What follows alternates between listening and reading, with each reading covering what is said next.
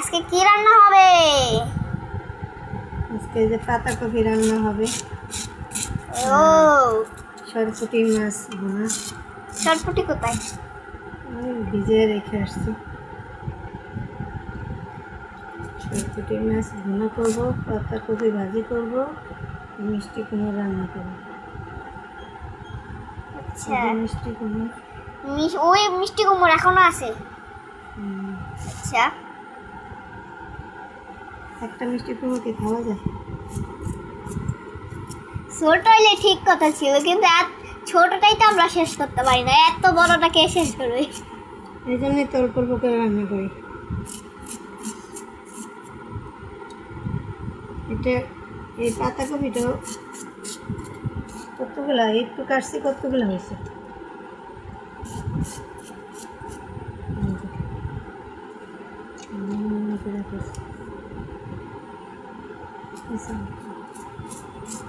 এই পর্যন্ত ভিডিওটা শেষ করলাম। আসসালামু আলাইকুম।